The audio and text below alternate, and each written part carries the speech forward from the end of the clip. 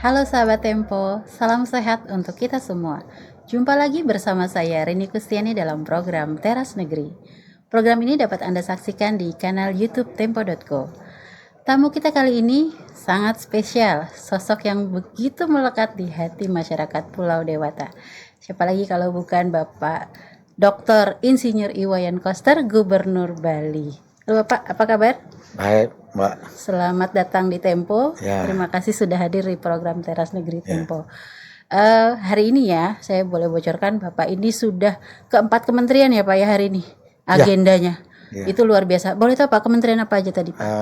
Yang pertama Bapak Menteri Perhubungan, kemudian yang kedua Menteri Perencanaan Pembangunan Nasional. Oh Bappenas, oke. Yang ketiga Menko Pangan. Oh Pak Zulhas ya. Kemudian yang keempat Menteri PU terakhir. Wow, ini berarti ada banyak rencana pembangunan untuk Bali yang Bapak bawa ke kementerian-kementerian tersebut Pak ya. Nah, nanti kita elaborasi lagi.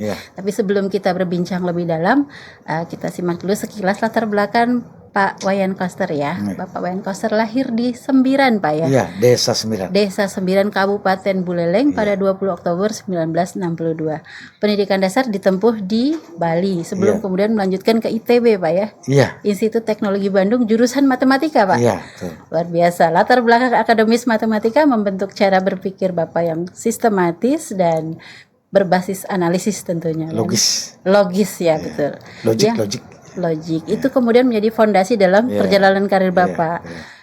Mulai sebagai peneliti ya Pak? Iya, betul. Peneliti di Departemen Pendidikan dan Kebudayaan Badan Penelitian Pengembangan Departemen Pendidikan dan Kebudayaan. Wah, dulu masih Depdikbud ya. Depdikbud namanya. Dan mengajar di perguruan tinggi Pak ya. Iya. Lalu pindah ke politik. Ya, luar biasa.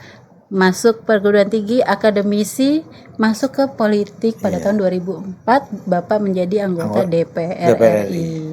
3 periode Pak ya? 3 periode. Luar biasa. 3 periode. Pemilu 2004, 2009, 2014. Kemudian berkiprah menjadi gubernur. Ditugaskan jadi calon gubernur oleh Ketua Umum PDI Perjuangan Ibu Megawati Soekarno Putri. Beliau juga Ketua DPD PDI Perjuangan Bali, begitu Pak ya. Iya. Kemudian perjuangan ini tentu saja menunjukkan kemampuan dan kapabilitas beliau ya dalam sisi akademis, organisasi, dan sekarang banyak PR di Bali ya Pak. PR besar. Banyak PR. Visinya Nangun Satkerti Loka Bali. Apa nih Pak artinya? Nangun Satkerti Loka Bali itu adalah visi yang saya kembangkan dari nilai-nilai kearifan lokal Bali. Ya, yaitu namanya Satkerti.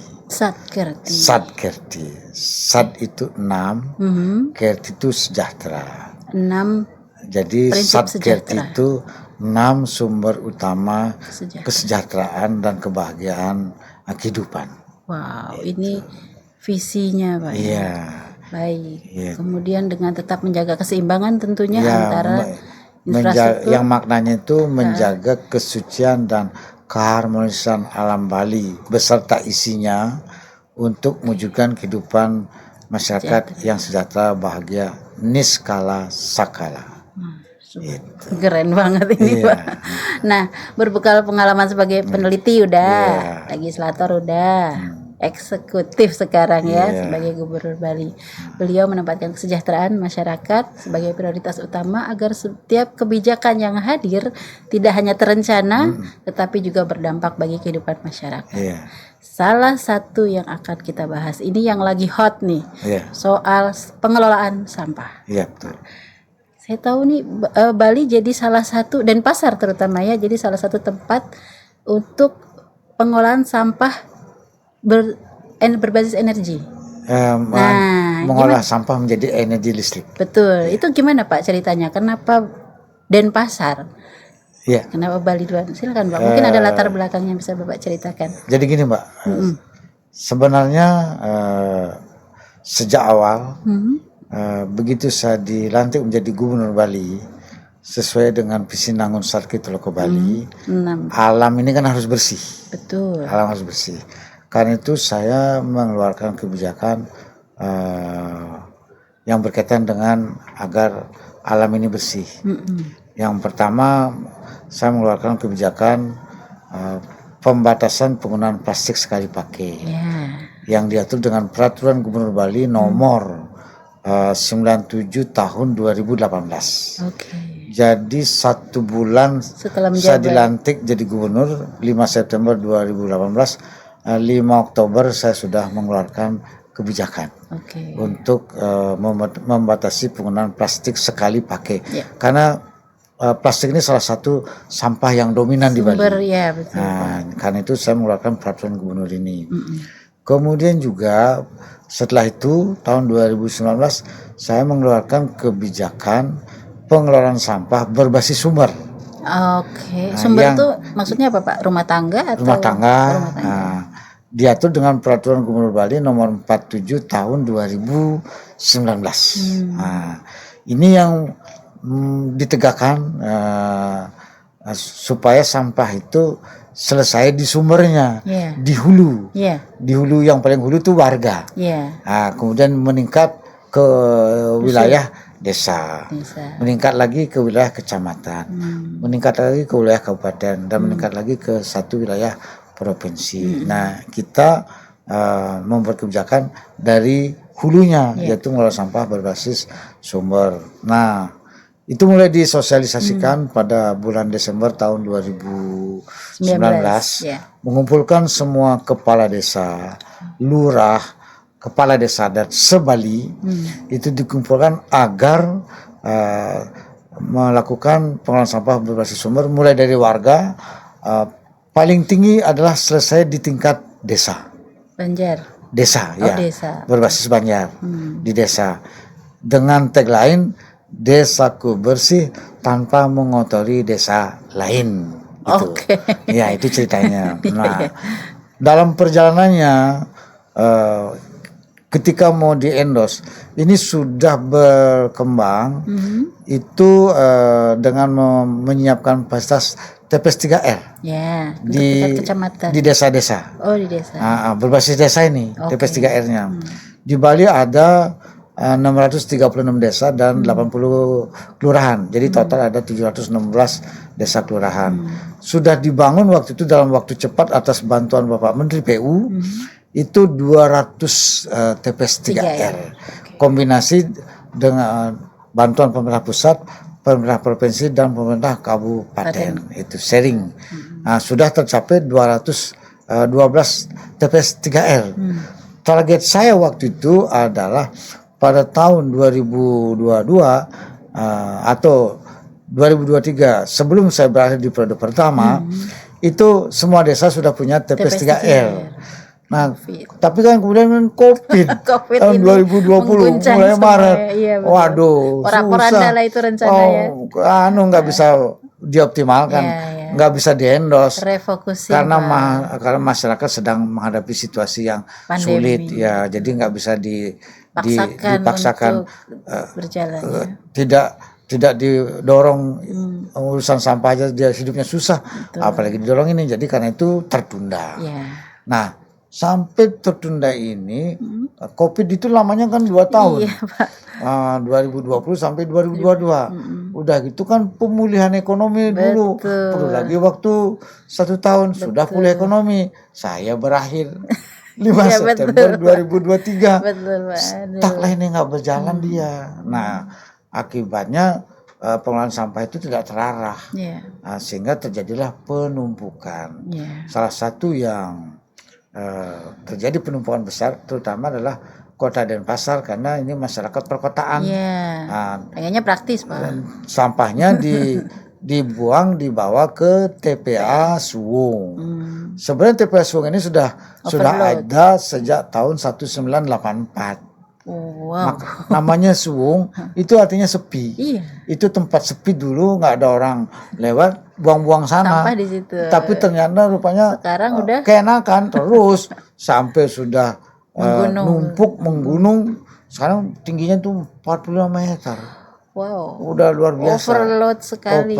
Di samping overload menimbulkan dampak lingkungan. pencemaran air, kemudian juga bau tidak Masalah sosial sedap juga, Pak, bagi ya. warga di sekitarnya, kan rusak. Iya. Jadi karena itu ini mendapat prioritas. Hmm. Nah, pas saya lagi mau mengendos ini pengelolaan sampah ini berbasis sumber maupun juga dengan teknologi, ada arahan dari Bapak Presiden itu karena Bali merupakan destinasi pariwisata yang harus diprioritaskan pengelolaan sampahnya. Itu karena sampah menjadi isu yang mengganggu citra pariwisata Bali. Jadi mendapat perhatian khusus dari Bapak Presiden sehingga Bali diprioritaskan dalam pengolahan sampah menjadi energi listrik khusus untuk Denpasar. Denpasar lokasinya, tapi untuk mengolah sampah Denpasar dan Kabupaten Badung, dua wilayah. Nah, ini disepakati namanya Denpasar Raya. Denpasar Raya. Nah, tempatnya sudah itu. Nah, kemudian dipilih lokasi, sudah diarahkan ini tugasnya daerah itu adalah menyiapkan lahan, kemudian pasokan sampah, sosialisasi kepada masyarakat. Itu sudah dilakukan semua. Saya bersama Bapak Wali Kota, Bapak Bupati Badung bekerja untuk bersama-sama sehingga sudah siap. Nah, dan antara melakukan proses penyediaan operatornya, teknologinya itu sudah putus, putus. Teknologinya dari China dengan mitra lokalnya dan Astungkare. Tadi sudah tanda tangan nota kesepahaman antara Pemprov Bali, kemudian Pemkot Denpasar, Pemda Badung, kemudian Danantara dan operatornya. Tadi sudah tanda tangan disaksikan oleh Bapak Menko Pangan, Bapak Menteri Lingkungan Hidup, Bapak Wamendagri, kemudian juga Wakil Dirut Pelindo yang punya lahan, kemudian Dirut PLN.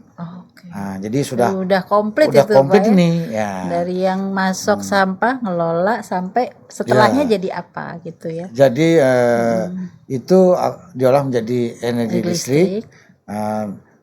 Fasilitas ini akan mulai bekerja bulan berikutnya itu rencananya 8 Juli 2026 ini. Groundbreaking. Menurut operator sudah audiensi sama saya, itu dikerjakan dalam waktu 1 tahun 3 bulan, jadi total 15 bulan. Jadi perkiranya Oktober 2027 selesai, sehingga November Desember sudah mulai beroperasi. Nah, dengan demikian di hilir nanti sampahnya itu di Denpasar sama Badung akan diolah dan menjadi energi listrik, mampu mengolah 1.200 ton per hari. Kuat Pak, ada pasokannya cukup? Ada. Denpasar 700 ton per hari, Badung 500 ton per hari. Yang sebenarnya Denpasar saja itu 1.030 ton per hari sekarang ini. 1.030 ton per hari. Sedangkan Badung itu 600 sampai 700 ton per hari. Masih kurang dong Pak. Kotanya 1.200 itu. Tambahin. Artinya kan lebih nih. Lebih. Tapi kan ada juga yang diselesaikan di Sumber. Jadi kami di Bali untuk Denpasar sama Badung memakai dua metode pengolahan sistem. Pengolahan sampah berbasis sumber di hulu. Hulu itu termasuk ke tingkat desa menggunakan TPS 3R. Dan sebelum di tingkat warga, di hilir adalah dengan pengolahan sampah menjadi energi listrik pisel itu. Jadi tuntas sudah, saya kira 2028 pikiran saya ini masalah sampah di Bali selesai. 2028 targetnya ya. Berarti nggak ada lagi tumpukan sampah di daerah manapun ya? Nggak ada. Sudah ada jalurnya masing-masing, entah itu melalui di hulu maupun di hilir. Sampai Juli ini TPS Suung berakhir 31 Juli. 1 Agustus sudah nggak boleh lagi bawa sampah ke TPS Suung. Nah, selagi nunggu itu sampai 1 Agustus menyiapkan fasilitas pengolahan sampah di tingkat warga, di tingkat desa, tingkat kecamatan dengan menggunakan bag komposter di warga, tebe modern di tingkat warga di hulunya sekali, kemudian di tingkat desa itu TPS 3R, di tingkat kecamatan wilayah dengan menggunakan TPST.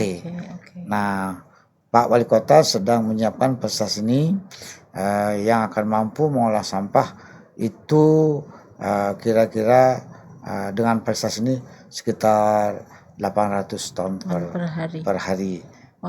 Dengan menggunakan TPS 3R dan TPST. Nah, di hulunya yaitu di tingkat warga menggunakan bag komposter dan tebe modern, itu kira-kira sampai 200-an ton per hari. Itu. Nah, sekarang di Badung pun juga sudah melakukan hal yang sama, dan dengan endorse yang kuat Menteri Lingkungan Hidup, Gubernur Bali dan Wali Kota Denpasar serta Bupati Badung, itu sekarang warga sudah kita dorong memilah sampah di tingkat rumah tangga. Itu susah, Pak. Ya. Itu nggak gampang, Pak. Ya. Memilah sampah itu butuh kesadaran. Betul. Jasmani dan rohani. Iya.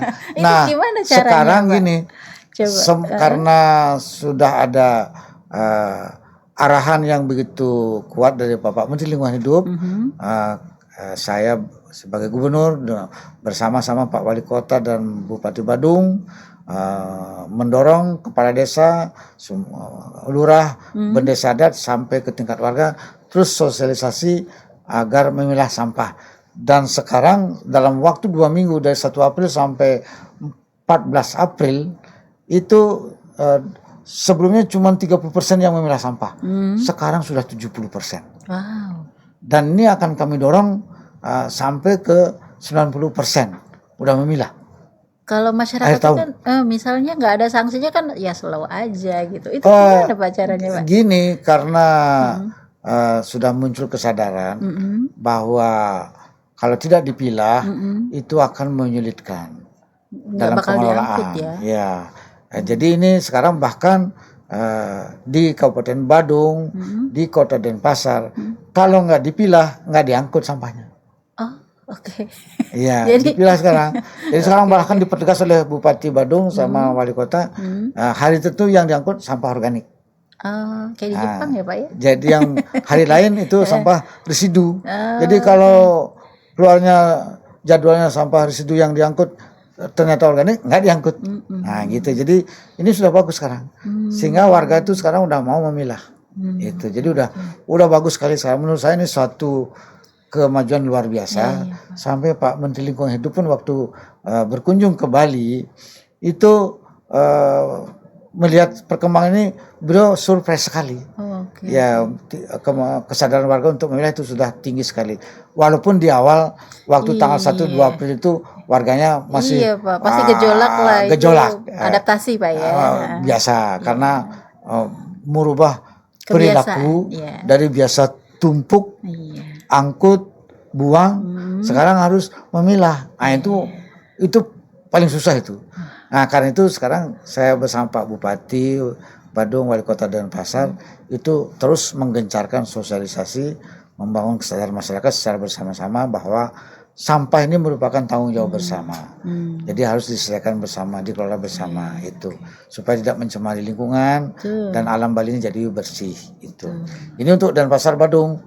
Next step mulai minggu depan saya akan kumpulkan Bupati Sebali di luar Denpasar dan Badung harus melakukan pengelolaan sampah berbasis sumber juga agar akhir tahun ini TPA tidak boleh ada open dumping. Open dumping semua akan ditutup. Nggak boleh lagi ada open dumping. Sesuai Undang-Undang Nomor 18 Tahun 2008 tentang pengelolaan sampah, tidak boleh ada open dumping. Itu. Ini harus dijalankan. Saya akan memimpin ini, gitu. Jadi karena sudah ada contoh Denpasar Badung yang memilah sampahnya tinggi, saya kira ini bisa ditularkan, direplikasi kepada kabupaten yang lain. Harus bisa. Harus bisa. Harus bisa. Ya mungkin ada reward and punishment mungkin Pak yang Bapak berikan Tentu atau tidak saja, perlu ya. atau gimana? Nanti kita akan berikan insentif bagi desa-desa yang dengan tertib mampu mengelola sampahnya dengan baik itu. Oh, akan ada penghargaan lah Akan ada kira-kira. penghargaan, ya. Tunggu ya, berarti semangat nih, harus semangat nih mengelola Ya, sampah. so spirit utamanya adalah bagaimana agar alam Bali bersih. Karena alam yang bersih itu akan membuat kehidupan kita itu sehat. Oke. Ekosistem kehidupan kita itu sehat. Kita akan akan risiko terkena penyakit itu akan menurun. Nah, di samping kebutuhan internal kehidupan masyarakat, karena Bali ini juga merupakan destinasi wisata utama dunia, sangat rentan terhadap isu lingkungan. Jadi karena itu pariwisata Bali ini supaya bisa dijaga, ekosistem harus sehat, sampah harus dikelola dengan baik itu. Jadi saya punya target ini harus selesai 2028 untuk kehidupan masyarakat sehat dan pariwisata Bali terjaga dengan baik. Jadi 2028 sampah harus selesai.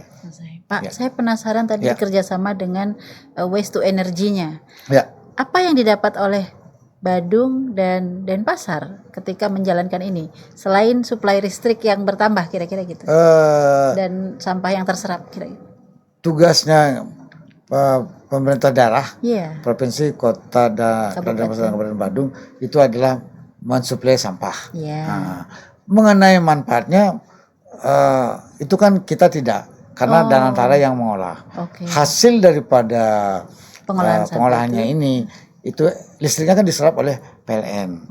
Nah, kalau ternyata misalnya di situ ada keuntungan katakanlah begitu, misalnya mudah-mudahan ada untungnya, tentu karena yang investasi Danantara dengan mitranya ya akan diperoleh oleh Danantara. Hanya saja kami merancang agar diskemakan kerjasama dengan badan usaha milik daerah BUMD gitu, terutama di Denpasar dan Badung itu diskemakan kerjasama seperti itu. Gitu. Pak, kalau untuk pasokannya aman ya? Aman. Tapi sosialisasi ke masyarakatnya gimana nih Pak? Jadi begini, supaya tidak mispersepsi gitu. PSL-nya itu pengolahan sampah menjadi energi listrik ini juga memerlukan sampah yang terpilah, sampah yang berkualitas. Katanya kalau sampahnya terpilah itu operasionalnya menjadi lebih efisien, hasil energinya menjadi lebih optimal. Karena itu tetap warga harus memilah. Harus memilah dia. Nah, ini terus kita dorong kepada masyarakat supaya dia menjadi disiplin kehidupan. Itu. Nah, sehingga dengan demikian sampah akan habis sudah diolah menjadi energi listrik, jadi kompos segala macam.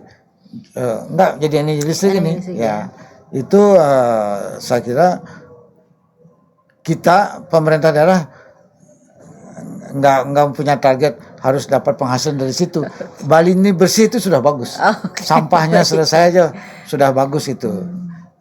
Tadi ada kesepakatan seperti itu dengan Bapak Menko, dengan Bapak Menteri Lingkungan Hidup. Jadi yang penting Bali ini bersih dari sampah, itu saja. Jadi kita tidak memikirkan pendapatan dari situ. Pak, kalau kita lihat masyarakat Bali itu kan paham tata krama strata gitulah Pak ya. Tapi di daerah lain mungkin belum tentu. Nah, mungkin ada yang bisa Bapak sampaikan ke daerah lain yang juga menjadi, kan ada 12 daerah yang menjadi percontohan PTSL kan. Nah, mungkin Bapak bisa sharing pengalaman. Ini Mbak, memang karakteristik daerah itu beda-beda. Betul. Satu kearifan lokalnya di masing-masing daerah beda. Kemudian yang kedua tantangannya juga beda. Bali adalah destinasi wisata utama dunia. Itu menjadi kebutuhan tersendiri. Karena kalau pariwisata ini menurun, itu dampaknya ke ekonomi. Karena 60% ekonomi Bali itu bersumber dari pariwisata. Jadi kalau pariwisata itu terganggu, ekonominya terganggu. Apa yang membuat pariwisata terganggu? Salah satunya adalah sampah. Jadi kalau mau pariwisata ini bagus, sampah harus dikelola dengan baik. Ayo kita sama-sama. Kesadaran bersama. Kesadaran bersama ini supaya pariwisata bagus, ekonomi kita juga jadi bagus, lingkungan sehat, dan kemudian juga pertumbuhan ekonominya bagus, pendapatan masyarakatnya tinggi, angka penganggurannya rendah, tingkat kemiskinannya rendah. Kan Bali itu sekarang sejahtera tadi ya. Jadi terwujud betul dia. Tidak saja ekonomi yang tumbuh, tapi lingkungannya sehat. Itu targetnya. Nah, di masing-masing daerah tentu kondisinya beda. Kepala daerah tentu paham situasi lokalnya, sehingga mungkin sisi-sisi tertentu bisa meniru dari Bali.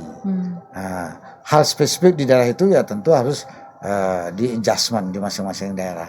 Gitu. Tapi menurut saya sih alam yang bersih kan itu dimanapun kita butuh kan gitu. Iya, jadi betul. harusnya itu menjadi kebutuhan dasar itu ya. Dimanapun saya kira harusnya pikirannya begitu gitu. Baik. Sekarang metodenya aja yang bisa beda-beda gitu. Oke, baik Pak. Ini ngomong-ngomong sudah banyak sekali kita elaborasi Pak. Tidak terasa kita sudah berada di penghujung acara. Tapi sebelum menutup, silakan Bapak menyampaikan pesan untuk warga Bali dan apa yang Bapak harapkan ke depannya. Silakan Bapak. Yang pertama tentu saja saya mengucapkan terima kasih kepada Bapak Wali Kota Denpasar, Bupati Badung beserta jajarannya yang telah bekerja ekstra keras sampai ke tingkat kepala desa, lurah dan desa adat serta warga yang dengan cepat begitu disiplin melakukan pengolahan sampah dengan memilah di sumbernya. Itu satu kemajuan yang luar biasa. Nah, tentu saja ini harus ditingkatkan terus sampai menjadi budaya dan disiplin kehidupan masyarakat, settle. Nah, kalau itu sudah, maka ke depan kita jalankan dengan konsisten agar Bali ini betul-betul bersih dia. Ekosistem kehidupan masyarakat Bali bersih, citra pariwisata Bali itu akan bisa dijaga, terhindar dari isu-isu lingkungan yang mendunia. Karena Bali ini kan etalasenya Indonesia. Wajah Bali yang buruk itu juga akan menjadi cermin wajah Indonesia yang buruk. Jadi karena itu ini harus menjadi kesadaran kolektif kita semua untuk tertib disiplin di dalam mengelola sampah ini supaya sekali lagi Bali ini bersih gitu. Dan mari kita jalan ini dengan baik semua, tidak ada yang kita tidak perlu saling menyalahkan satu sama lain. Ini adalah tanggung jawab bersama kita semua. Masing-masing punya peran, pemerintah pusat, pemerintah provinsi, pemerintah kabupaten, kota, sampai masyarakat desa, pun sampai punya masyarakat, peran ya. Semua. Tapi ini kita kerjakan secara bersama-sama dengan semangat gotong royong. Nah, saya kira itu sangat bagus. Sehingga dengan demikian itu Bali yang menjadi destinasi wisata utama dunia itu akan tetap menjadi daya tarik, terutama karena budayanya yang memang sangat kuat di Bali ini, itu akan didukung oleh ekosistem yang sehat sehingga tidak ada masalah bagi wisatawan dari berbagai negara untuk berkunjung ke Bali. Ini sesuatu yang membanggakan dan berharap kabupaten lain di luar Denpasar dan Badung juga akan bisa melakukan hal yang sama agar keseluruhan wilayah Bali ini bersih gitu. Baik, semoga terwujud Bali bersih tanpa masalah sampah 2028. Iya, harus terwujud. Harus terwujud. Ya, Pak. Itu mohon dukungannya ya masyarakat Bali ya. Baik, terima kasih Pak Koster sudah datang dan berkenan berbagi pengalaman dan luar biasa ya perjuangannya untuk sampai di titik ini di badai Covid. Bangun lagi, jalan lagi sampah. Betul. Pemirsa, terima kasih banyak telah bersama kami. Program Teras Negeri akan kembali dengan sejumlah kepala daerah yang memberikan inspirasi untuk kemajuan negeri. Saya Rini Kustiani, terima kasih atas perhatiannya dan kebersamaannya. Sampai jumpa.